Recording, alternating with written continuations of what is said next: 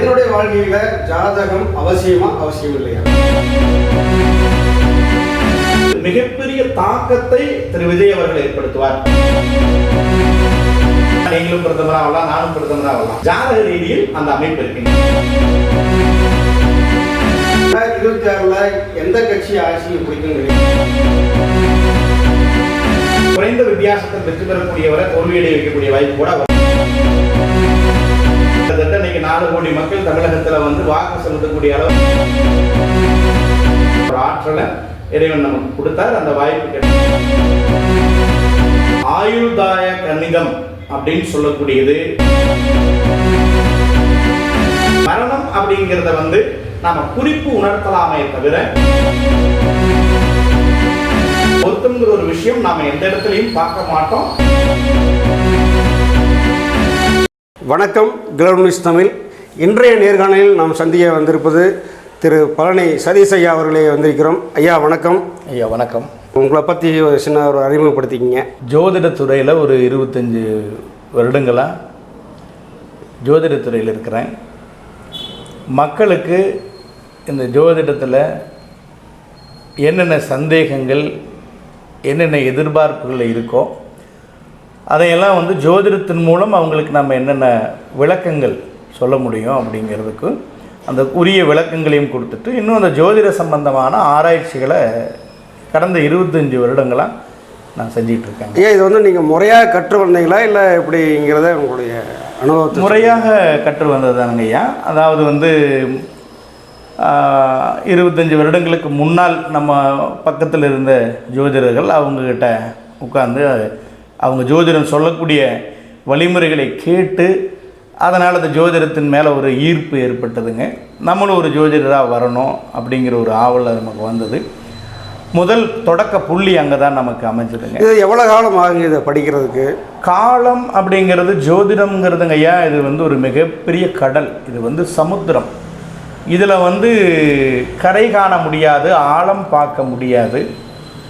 அதனால் இதுக்கு ஒரு அளவுகோலும் இல்லைங்க.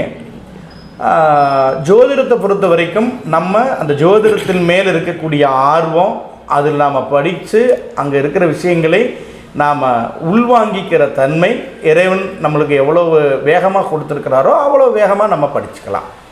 சொல்லப்போனால் எனக்கு கிட்டத்தட்ட ஒரு 3.5 மாதங்கள் 4 மாதங்கள் முழுமையாக எனக்கு எடுத்துக்கல.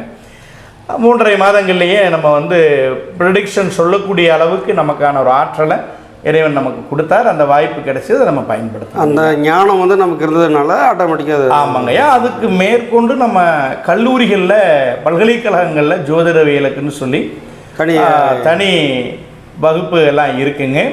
முறையாக இருக்குதுங்க. அந்த முறையாக நம்ம இந்திய அரசால் அங்கீகரிக்கப்பட்ட பல்கலைக்கழகத்தில் ஜோதிடத்தை முறையாக படித்து சொல்லிகிட்ருக்குறோங்க. சரிங்க. ஒரு மனிதனுடைய வாழ்க்கையில் ஜாதகம் அவசியம் இல்லையா? ஜோதிடம் அப்படின்னு சொன்னோம்னா, முதல்ல ஜோதிடம்னா என்ன அப்படின்னு தெரிஞ்சிட்டோம்னா அது அவசியமாக இல்லையாங்கிற ஒரு கேள்விக்கு அதில் பதில் வந்துடும் நான் நினைக்கிறேங்க ஐயா. உங்களுடைய சந்தேகத்துக்கு முழுமையான பதில் அதில் கிடைக்கும்னு நினைக்கிறேன். ஏன்னா ஜோதிடம் அப்படிங்கிறது ஒரு மனிதனுடைய எதிர்காலத்தில் என்ன நடக்கும், என்னவா நம்ம வருவோம் அப்படிங்கிறத நமக்கு அனுமானித்து சொல்லக்கூடிய விஷயந்தான் ஜோதிடம்ங்கிறது. அதாவது நாளைக்கு நேற்று நம்ம என்ன செஞ்சோம் அப்படிங்கிறத நாம் இன்றைக்கி பகிர்ந்துக்க முடியும். நேற்றுக்கு நான் அங்கே இருந்தேங்க ஐயா, இங்கே இருந்தேங்க ஐயா. ஆனால் நாளைக்கு நம்ம என்ன செய்ய போகிறோம், நம்ம என்னவா இருக்க போகிறோம், நம்மளுடைய சூழ்நிலைகள் எப்படி மாறும் அப்படிங்கிறது தன்னுடைய எதிர்காலத்தை பற்றி தெரிஞ்சிக்கக்கூடிய ஆவல் ஒவ்வொரு தனி மனிதனுக்கும் இருக்கிறதுனால தான் இந்த ஜோதிடம் அப்படிங்கிறது ஆயிரக்கணக்கான ஆண்டுகள், இந்த பூமி தொடங்கின நாளிலிருந்து ஜோதிடம் இந்த மண்ணில் இருக்குங்க. இன்னும் இந்த மண்ணில் ஜோதிடம் எத்தனையோ வளர்ச்சிகள், விஞ்ஞான வளர்ச்சிகள், அறிவியல் வளர்ச்சிகள் வந்தாலும் கூட ஜோதிடம்ங்கிறது இன்னும் இன்னைக்கு நிலைச்சு நிற்குதுன்னா ஒவ்வொரு மனிதனுடைய எதிர்காலத்தை பற்றிய தெரிஞ்சிக்கக்கூடிய ஆர்வம் ஒவ்வொருத்திட்ட இருக்குது. ஜோதிடம் முழுமையான உண்மை அப்படிங்கிறதுனாலையும் காலத்தை கடந்து நின்றுட்டுருக்குதுங்கய்யா. ஒவ்வொரு மனிதனுடைய எதிர்காலத்தை பற்றி ஒருத்தர் தெரிஞ்சுக்கணுங்கிற ஆவல் எந்த அளவுக்கு இருக்குன்னா, அப்போ அந்த ஆவலை பூர்த்தி செய்யக்கூடிய அளவுக்கு ஜாதகத்தில் ஜோதிடத்தில் தன்னுடைய ஜாதக ரீதியில் இருக்கக்கூடிய விஷயங்களை தெரிஞ்சுக்கிறாங்க. அப்படி வரும்போது கண்டிப்பாக எதிர்காலத்தை பற்றிய திட்டமிடலுக்கு இந்த ஜோதிடம் மனிதனுக்கு மிக மிக அவசியம். அதனால் கண்டிப்பாக மனித வாழ்வில் ஜோதிடம்ங்கிறது தவிர்க்க முடியாத ஒன்று, நிச்சயமாக தேவை. இந்த கிரகங்களுக்கும் மனிதர்களுக்கும் தொடர்பு உண்டு அப்படின்னு நினைக்கிறீங்களா? ஆமாங்க ஐயா. இந்த பிரபஞ்சம் அப்படின்னு சொல்லக்கூடிய இந்த உலகம் அப்படிங்கிறது வந்து நவ கிரகங்களால் ஆளப்படுகிறது. கோள்கள் நிறைய வான்வெளியில் நிறைய கோள்கள் இருந்தாலும் நாம் பெயரிட்டு சொல்லக்கூடிய வரலாற்றுக்கு உண்டான காலகட்டங்களில் இருந்து நமக்கு சொல்லப்பட்டிருக்கிற இந்த 9 கோள்கள், ஆரம்ப காலத்தில் சப்த கோள்கள் தான் சொல்லுவாங்க, 7 கோள்கள். அதற்கு பிறகு நிழல் கிரகங்களாக வந்து ராகு கேதுங்கிற கிரகங்கள் இணைஞ்சு இப்போ 9 கோள்களாக இருக்குங்க. அந்த 9 கிரகங்களும் மனிதனுடைய வாழ்வில் இந்த உலகில் ஒரு விஷயம் நடக்கணும் அப்படின்னா அதில் ஒவ்வொரு இடத்துலையும் 9 கிரகங்களும் நிச்சயமாக செயல்பாட்டில் இருக்குதுங்க. 9 கிரகங்கள் இல்லை அப்படின்னு சொன்னால் இந்த உலகம் இயங்குவதற்கே வாய்ப்பில்லை. இப்போ அடுத்து வந்து பிரதமர் 6 வருவான்னு நீங்கள் எதிர்பார்க்குறீங்க? பிரதமர் இப்போ ஆல்ரெடி இருக்காங்க. இந்த நாட்டினுடைய அமைப்பு அப்படிங்கிறது இந்த நாட்டினுடைய ஜாதகத்தை வச்சு தான் நம்ம தீர்மானிக்கணும். சில பேர் ஜாதகம் நாட்டுக்கு எப்படி ஜாதகம் எழுத முடியும்னு கேட்பாங்க. அதாவது வந்து இந்தியா அப்படின்னு சொல்லக்கூடியது சுதந்திரம் பெற்றதற்கு பிறகு தான் இந்தியாங்கிற பேரே நமக்கு வந்தது. அப்போ இந்தியா ஒரு குழந்தை பிறந்த நேரத்தை வச்சு நம்ம ஜாதகம் எழுதுகிற மாதிரி இந்தியாவுக்கு சுதந்திரம் கிடைத்த நேரத்தை வச்சு நம்ம ஜாதகம் கணிச்சு அதுக்கான ஆமாங்க பொது பலனாக தான் நம்ம சொல்ல முடியும். அப்படி சொல்லுகிற போது வந்து பார்த்தீங்கன்னா நாடு இந்திய நாட்டுக்கான அமைப்புகளில் பார்க்குற போது கண்டிப்பாக அது வந்து நமக்கு இன்னும் வருங்காலகட்டங்களில் ஒரு வலிமை பெற்ற நாடாக, உலக நாடுகளில் ஒரு வலிமை பெற்ற நாடாக தான் இந்தியா வளர்ச்சி அடைஞ்சிட்டு இருக்குது. அது உலக பொருளாதாரத்தையே உலக வர்த்தகத்தை தீர்மானிக்கிற இடத்துல இந்தியா வந்து நிச்சயம் உட்காரும். அதற்கான அத்தனை சாத்தியக்கூறுகளும் இருக்குது. ஜாதக ரீதியில் அந்த அமைப்பு இருக்குங்க. பிரதமராக யார் வேணாலும் வரலாம். மக்கள் இது வந்து நம்ம ஜனநாயக நாடு. நாளைக்கு நீங்களும் வாக்கு மக்கள் செலுத்தினாங்கன்னா நீங்களும் பிரதமராக வரலாம், நானும் பிரதமராக வரலாம். ஆனால் இந்த நாட்டினுடைய வளர்ச்சி அப்படிங்கிறது, விதி அப்படிங்கிறது உலக நாடுகளுடைய பொருளாதாரத்தை வர்த்தகத்தை தீர்மானிக்கிற அளவுக்கு இந்த தேசம் கண்டிப்பாக வரும். வருகிற 2026 எந்த கட்சி ஆட்சி பிடிக்கும்னு நினைக்கிறீங்க? கட்சி ஆட்சி அப்படிங்கிறது அரசியல் அப்படிங்கிறத பொறுத்த வரைக்கும் அது தனி மனித ஜாதகத்தை பொறுத்த விடயமாகத்தான் நம்ம அதை பார்க்கறோம். நம்ம பொது பலன் அப்படிங்க அது என்ன கேட்டிங்கன்னா ஜாதக ரீதியில் வந்து ஜோதிட ரீதியில் நம்ம எடுக்கிற போது மக்களுடைய முடிவு கிட்டத்தட்ட இன்றைக்கி 4 கோடி மக்கள் தமிழகத்தில் வந்து வாக்கு செலுத்தக்கூடிய அளவுக்கு அதுக்கு மேற்பட்ட மக்கள் இருக்காங்கன்னா ஒவ்வொருத்தருடைய எண்ண ஓட்டங்கள் அது எப்படி இருக்கும் அப்படிங்கிறத தீர்மானித்து தான் வரக்கூடிய வாய்ப்பு அது இருக்குங்க. பெரிய அளவில் இந்த முறை ஆட்சி மாற்றம் அப்படிங்கிறது ஏற்படுறதுக்கான வாய்ப்பு கொஞ்சம் குறைவாக தான் இருக்குங்க ஐயா. இருக்கிற ஆட்சி தொடர்வதற்கான வாய்ப்பு கிரக நிலைகள் அப்படி தான் இருக்குங்க. இல்லை 2026 விஜய்க்கு வெற்றி வாய்ப்புகள் இருக்குமா? கண்டிப்பாக நடிகர் திரு விஜய் அவர்கள் வந்து அவருடைய ஜாதகத்தினுடைய அடிப்படையில் நமக்கு இன்டர்நெட்டில் கிடைச்ச ஜாதகத்தை வச்சு தான் நம்ம கணிச்சிருக்கிறோம். நேரடியாக நம்ம பார்க்கலாம். அவருடைய சொந்த ஜாதகமாக இருக்கலாம் அப்படின்னு சொல்லி தான் நம்ம அதுக்கு ஒரு பலன் நம்ம சொல்ல முடியும். அப்படி பார்க்குற போது வந்து மிகப்பெரிய தாக்கத்தை திரு விஜய் அவர்கள் ஏற்படுத்துவார் அப்படிங்கிறதுக்கான வாய்ப்பு இருக்குங்க. அதாவது வந்து ஈஸியாக வெற்றி பெறக்கூடியவர்களை அந்த இடத்துல வந்து கொஞ்சம் கடுமையான போட்டி ஏற்படுத்தி கொடுக்கலாம். வித்தியாசத்தை தீர்மானிக்கிற இடத்துல வரலாம். குறைந்த வித்தியாசத்தில் வெற்றி பெறக்கூடியவரை தோல்வியடைய வைக்கக்கூடிய வாய்ப்பு கூட அவரால் இருக்குதுங்க. ஆனால் இந்த 2026 தேர்தலில் அந்த கள அரசியலில் ஜாதக ரீதியில் அவருடைய அமைப்பின் பிரகாரம் வந்து கண்டிப்பாக வந்து ஒரு பெரிய தேர்தலில் பெரிய தாக்கத்தை ஏற்படுத்துவார். இப்போ என்னங்கன்னா அதாவது வெற்றி பெற்றவர்கள் அவரால் வெற்றி பெற்றோன்னு சந்தோஷப்படுவாங்க. தோல்வி அடைந்தவர்கள் அவரால் தான் நம்ம தோத்தோன்னு வருத்தப்படக்கூடிய அளவுக்கு ஒரு முக்கியமான இடத்தை அவருக்கு நிச்சயம் பிடிப்பார். இப்போ இப்போ ஜாதகம் பார்த்து ஒரு திருமணங்கள் நடைபெறுது. அதில் வந்து பார்த்தீங்க அப்படின்னா திருமணம் நடைபெற்ற ஒரு சில மாதங்களிலோ ஒரு சில ஆண்டுகளிலோ வந்து ஒரு அந்த ஆணோ அல்லது பெண்ணோ திருமணமானவர்கள் ஒரு இறப்பதற்கான ஒரு இது நேரிடுது. ஆனால் இதில் என்ன அப்படின்னா நீங்கள் வந்து ஜாதகத்தை பார்த்து தான் எல்லாமே சொல்கிறீங்க. அப்படியான சூழ்நிலைகள் ஏற்படுறதுக்கு என்ன காரணமாக இருக்கும் அப்படின்னு நீங்கள் நினைக்கிறீங்க?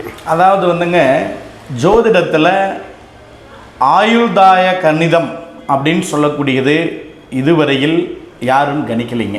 சரி. உலகத்தில் மர்மமாக இருக்கக்கூடிய 2 விஷயம் என்ன அப்படின்னா ஒன்று ஜனனம், ஒன்று மரணம். ஒருத்தர் ஜனனமாகக்கூடிய நேரமும் மரணமாகக்கூடிய நேரமும் மர்மமாக தான் இன்னைய வரைக்கும் இருந்துகிட்ருக்குங்க. அது மர்மமாக தான் இருக்கணும். சரி. அதை தேவ ரகசியம்னு சொல்லலாம். அறிவியல் ரீதியாக அதை இது வரைக்கும் கண்டுபிடிக்க முடியலைன்னு சொல்லலாம். அதை எப்படி வேணாலும் எடுத்துக்கலாம். ஆனால் மரணம் அப்படிங்கிறத வந்து நாம் கண்டுபிடிச்சிட்டோம், கணிச்சிட்டோம் அப்படின்னு சொன்னால் உலகத்தில் எல்லாமே இதாக நின்றுங்க. எந்த இயக்கமும் இருக்காது உலகத்தில். இப்போ நானே ஒருவருடைய எல்லாத்தினுடைய மரணத்தை கணிக்கக்கூடிய இடத்துக்கு நான் வந்துட்டேன்னா உலகத்தில் நான் தான் கடவுள். கண்டிப்பாக. அதனால் மரணம் அப்படிங்கிறத நாம் குறிப்பு உணர்த்தலாமே தவிர இதுதான் மரணம் அப்படிங்கிறத அவங்களுக்கு சொல்லக்கூடிய அளவுக்கு ஜோதிட ரீதியில் கணித முறைகள் எதுவுமே இல்லை, இதுவரையில் இல்லை. அதனால் அதை யாருமே சொல்ல முடியாமல் போகிறதுக்கு காரணம் அதுதான். கணிப்பு சொல்லலாம். ஒரு ஜாதகம்னு எடுத்துட்டோம்னா அதுக்கு மாரகாதிபதிகள்னு இருப்பாங்க. மாரகம் அப்படிங்கிற போது மரணம்னு அர்த்தம். அதுக்கு இன்னொரு மறைமுக பெயர். அப்போ மரணத்தை ஏற்படுத்தக்கூடிய கிரகங்களுடைய திசா புத்தி இதெல்லாம் நடக்கிற போது அது ஏற்படும். ஜாதகத்தில் ஆயுர்தாய கணிதத்தில் அற்ப ஆயுள், மத்திய ஆயுள், தீர்க்க ஆயுள்னு சொல்லிட்டு 3 வகையாக பிரிச்சிருக்கிறோம். அப்படி பிரிச்சிருக்கிறாங்க. அப்படி பிரிச்சிருக்கிறத பார்க்குற போது 33 வயதுக்கு உள்ளாக நடக்கிற மரணங்களுக்கு அற்ப ஆயுள் ஜாதகம்னு சொல்லியும், அதே மாதிரி எடுத்துட்டிங்கன்னா 66க்கு உள்ளாக மரணிக்கக்கூடியவங்க 33 வயசு கடந்து 63க்குள்ளே மரணிக்கக்கூடியவங்களுக்கு மத்திய ஆயுள்னும், 66க்கு மேலே இருந்தாவே தீர்க்க ஆயுள்னும் சொல்லப்படுதுங்க. 3 வகையாக ஆயுள் தாயத்தை பிரித்து வச்சுருக்கிறோம். இந்த அற்ப ஆயுள், மத்திய ஆயுள், தீர்க்க ஆயுள்ங்கிறத ஒரு குறிப்பிட்ட கணக்கீடுகள் அதில் உள்ள கொடுத்துருக்காங்க. ஜோதிட விதிகள் அதுக்கு இருக்குது. ஆனாலும் கூட சில அற்ப ஆயுள் ஜாதகங்கள் தீர்க்க ஆயுள் வரைக்கும் வரக்கூடிய வாய்ப்பும் இருக்குது. அப்படி நிறையா இருக்காங்க. உதாரண ஜாதகம், அந்த அற்ப ஆயுள் ஜாதகத்துக்கு கொடுக்கப்பட்டிருக்கிற வழிமுறைப்படி விதிமுறைப்படி இருக்கிறது அற்ப ஆயுள்லேயே முடிஞ்சிருதான்னா அது இல்லை, அதையும் தாண்டி வர்றாங்க. தீர்க்க ஆயுள் ஜாதகம் அற்ப ஆயுளுக்குள்ளேயும் வருது. அதனால் அந்த மாதிரி குழப்பங்கள் இருக்கிறதுனால தான் ஆயுள் நிர்ணயம்ங்கிறது செய்ய முடியறது இல்லைங்க. ரெண்டாவது திருமணத்துக்கு அப்புறம் அதை நம்ம நடக்குது அப்படின்னு சொன்னோம்னா அதை நம்ம ஜாதக ரீதியில் நம்ம பார்த்து தான் திருமணங்கிறது பொருத்தங்கிறது பார்க்குற போது அந்த பொருத்த விதிகள், ஜாதக விதிகள் எப்படி இருக்குது, ஒரு பொண்ணு ஜாதகம் ஒரு பையனுடைய ஜாதகம், அது 2 ஜாதகத்தையும் இணைக்கலாமா இணைக்கக்கூடாதா அப்படிங்கிறத நல்ல முறையில் ஆராய்ச்சி பண்ணி மக்களுக்கு. என்னுடைய கேள்வியே அதுதாங்க. இப்போ 10 பொருத்தங்கள் பார்த்து தான் நீங்கள் அது திருமணத்துக்கு இந்த ஆணுக்கு பெண்ணுக்கும் திருமணம் செய்யலாம் அப்படிங்கிற ஒரு விஷயத்தை சொல்கிறீங்க, நீங்கள் சொல்கிறீங்க. பட் அது அப்படி ஒரு நிகழ்வுகள் நடக்கும்போது அது எப்படி பார்க்கப்படுது, அது எதனால் அடிப்படையில் நடக்குது அப்படிங்கிற ஒரு விஷயம். ஐயா, ஒரு விஷயத்தை நம்ம தெளிவுபடுத்திக்கணும். பொருத்தம் அப்படின்னு சொல்லக்கூடிய விஷயம் என்னன்னா, இந்த பையனுக்கும் இந்த பொண்ணுக்கும் திருமணம் செய்யலாமா வேண்டாமாங்கிற ஒற்றை கேள்வி, அதுக்கு ஒற்றை பதில், அது முடிஞ்சிடும். சரி. திருமணத்துக்கு பிறகு இந்த பொருத்தம்ங்கிற ஒரு விஷயம் நாம் எந்த இடத்துலையும் பார்க்க மாட்டோம். அதை எடுத்துகிட்டு போனாலும் அதுக்கு பலன் இல்லை. பொருத்தம்ங்கிறது அது திருமணம் செய்யலாமா வேண்டாமா, ஒரே கேள்வி ஒரே பதில். அது வாழ்க்கையினுடைய நல்லது கெட்டது, ஏற்றத்தாழ்வு, தீர்க்காயுள், அற்பாயுள் இதை பொருத்தம் தீர்மானிக்காதுங்க. ஒவ்வொருத்தருக்கும் ஒவ்வொரு ஜாதகத்துக்கும் ஒவ்வொரு லக்னம் இருக்குங்க. அந்த லக்னத்தில் பிறந்திருக்கிறவருக்குன்னு ஒரு திசை நடக்கும். மரணத்தை அந்த திசை தான் தீர்மானிக்குமே தவிர பொருத்தம் தீர்மானிக்காது. பொருத்தத்தினால மரணத்துக்கு அதுக்கு சம்பந்தம் இல்லைன்னு சொல்ல வர்றேன். இப்போ ஒரு கணவன் மனைவி இருக்காங்க, அவங்களுக்கு ஒரு குழந்தை பிறந்திருந்தது. முதல்ல இவங்களுடைய ஜாதகம் தான் பேசு, ரெண்டாவது குழந்தை பிறந்துருச்சுன்னா அவங்களுடைய ஜாதகம் தான் பேசு அப்படிங்கிற மாதிரி சொல்கிறேன், ஜாதக ரீதியாக சொல்கிறாங்க. அது எப்படி உங்களுடைய பார்வையில் சொல்கிறேன்? ஜாதகம் அப்படிங்கிறது நமக்கு சொல்லப்பட்டிருக்கிற விஷயம். நாம் படித்தவரை ஒரு ஜாதகம் ஜனனமாகி இந்த மண்ணுக்கு இந்த பூமியில் இருக்கிற காற்றை சுவாசிக்க ஆரம்பிச்சிட்டாவே அதனுடைய விதி இங்கே பேச ஆரம்பிச்சிடும். ஒவ்வொரு மனிதனும் மரணத்துக்கு பின்னாடி அந்த உடலாகப்பட்டது அடக்கம் செய்யும் வரை அவனுடைய ஜாதகம் பேசும். அது அப்படியும் எடுத்துக்கலாங்க ஐயா. அதுல இன்னும் உங்களுக்கு விளக்கமா சொல்லணும்னா, சூரியனுடைய ஆதிக்கம் உள்ள ஒரு மனிதர் அந்த நேரத்தில் இறந்தாருன்னா, சூரியனுங்கிறது அரச கிரகங்க ஐயா. சரி. அந்த சூரியன் அரச மரியாதையோட மிக பிரபலங்கள்லாம் அந்த இறப்பு நிகழ்ச்சியில் கலந்துட்டு அந்த நிகழ்ச்சி நடக்கும். சந்திரனால் ஒரு மரணம் ஏற்பட்டால் அது ஜல சம்பந்தப்பட்டது. கால்வாய், ஆறு, கடல், இந்த மாதிரி ஜலத்தினால் அவங்க மரணம் நிர்ணயிக்கப்படும். அமைதியாக அந்த தண்ணீரில் ஆமாங்க, அமைதியாக அவங்களுடைய அந்த நிகழ்வு அடக்கம் செய்யக்கூடிய நிகழ்வு நடக்கும். செவ்வாயினால் இருந்தால் போர்க்குணம் கொண்டது, விபத்துக்கள், ஆயுதத்தினால் உயிர் போகிறது, விபத்துக்கள் ஏற்படுத்துறது, காயம் ஏற்படுத்துறது. அங்கே ஒரு போர்க்களத்தில் அந்த இறப்பு சம்பவம் நடைபெற்று அந்த உடலை கொண்டு போய் அடக்கம் பண்ணுறதுக்குள்ள அங்கே சண்டை சச்சரவுகள் பிரச்சனைகள்லாம் வரும். புதனால் வரக்கூடியது அப்படிங்கிறது வந்து அந்த புதனுக்கு வரக்கூடிய அமைப்பும் அதே மாதிரி தானங்க ஐயா. அங்கேயும் வந்து புதன் இருக்கிற போது சாலிடாக அமைதியாக ப்ராப்பராக அங்கே என்ன நடக்கணுமோ அந்த வேலை நடந்துக்கிட்டு இருக்கும். குரு அப்படிங்கிறப்ப அது தெய்வீகமாக நடக்கக்கூடியது. அது பார்த்தீங்கன்னா ஜீவசமாதின்னு நம்ம சொல்றோம். அந்த குரு ஆதிக்கம் பெற்றிருக்கக்கூடியவங்கள் ஆன்மீகமாக பார்ப்பாங்க, மரணத்தையும் ஆன்மீகமாக பார்ப்பாங்க. அந்த மாதிரி ஒவ்வொரு சனி பகவானுடைய அமைப்பில் இறந்தாங்கன்னா அவரை வரக்கூடியவங்கெல்லாம் மோசமாக பேசக்கூடிய சூழ்நிலையில் இருக்கும், திட்டக்கூடிய நிலையில் இருக்கும். ராகு அவருடைய ஆதிக்கத்தில் இருந்திருந்தால் அதை வந்து அங்கே அந்த இறப்புக்கு நிகழ்ச்சிக்கு வரக்கூடியவங்களாம் அவர் மேல் குற்றம் சுமத்துவாங்க. அவர் வாழ்நாளில் அவர் செய்த தவறுகளை எல்லாம் நிறைய பேர் தொந்தரவு பண்ணியிருந்துக்கலாம், அந்த பிரச்சனையெல்லாம் சொல்லுவாங்க. கேதுனால் இறந்திருந்தாலும் அது வந்து நிறைய பிரச்சனைக்குரிய சர்ச்சைக்குரிய மனிதனுடைய ஒவ்வொரு கேதுடைய ஆதிக்கம்னு பார்த்தீங்கன்னா மரணம் நடந்து எத்தனையோ நம்ம செய்திகளில் படிப்போம். 30 நாள் கழித்து அடக்கம் செய்யப்பட்டார், 2 முறை உடல் கூறு ஆய்வு நடத்தப்பட்டது, சர்ச்சைக்குரிய மரணங்கள். அதை வந்து இறந்தும் அதை வந்து நிறைய பிரச்சனைக்குள்ளாக்கி சர்ச்சையாக்கி அதை மீண்டும் மீண்டும் தொந்தரவு செஞ்சு பிரேதத்தை தொந்தரவு பண்ணி, அதாவது கேதுனுடைய ஆதிக்கம் இருந்தால் அப்படித்தானுங்க ஐயா நடக்கும். அதனால் நிச்சயமாக வந்து ஒரு ஜாதகம் அப்படிங்கிறது பிள்ளைகள் ஜாதகம் வந்துடுறதுனால நம்ம ஜாதகம் பேசாதுன்னு சொல்ல முடியாது. மரணத்துக்கு பிறகும் நம்ம ஜாதகம் பேசிட்டு தான் இருக்கும். நம்ம நடக்கக்கூடிய பலன்களை மாற்றக்கூடிய ஆற்றல் குழந்தைங்க ஜாதகத்துக்கு இருக்கலாம். அதாவது ஐயா, இப்போது ஒரு மனிதனுடைய ஜாதகத்தை கொண்டு வந்து நம்ம கொடுக்குறாங்க அப்படின்னா அந்த ஜாதகத்தை ஒரு இறந்தவருடைய ஜாதகத்துன்னு வச்சுக்கங்களேன். இப்போ அந்த ஜாதகத்தை நீங்கள் பார்த்தோன்னா எப்படி தெரிஞ்சுக்குவீங்க, இல்லை அதை பார்த்து இப்போ கணக்கு சொல்லிடுவீங்களா அப்படிங்கிற ஒரு எப்படி? அதாவது வந்துங்க, ஜாதகத்தை பொறுத்த வரைக்கும் அவருக்கு மாரக திசைகள் நடந்துட்டுருக்குது, அவர் அதுக்கு சமமான கண்டங்களை சந்திப்பார் அப்படின்னு சொல்லலாமே தவிர நிறைய சொல்லுவாங்க.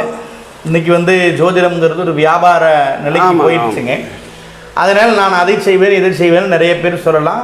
ஆனால் அதில் ஜாதக ரீதியில் ஆய்வுகள் ரீதியில் அதில் பெரிய உண்மை எதுவும் இல்லைங்க. ஜாதகம் பார்க்க வர்ற ஒருவர் அவர் இல்லை அப்படின்னு அவர் ஒத்துக்கிட்டாதான் ஆச்சு.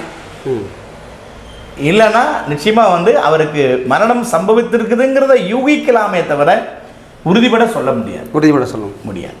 இவ்வளோ நேரம் நம்மளோட வந்து உரையாடிய திரு ஐயா பழனி சதீஷ்குமார் ஐயா அவர்களுக்கு எங்கள் சேனல் சார்பாக நன்றி.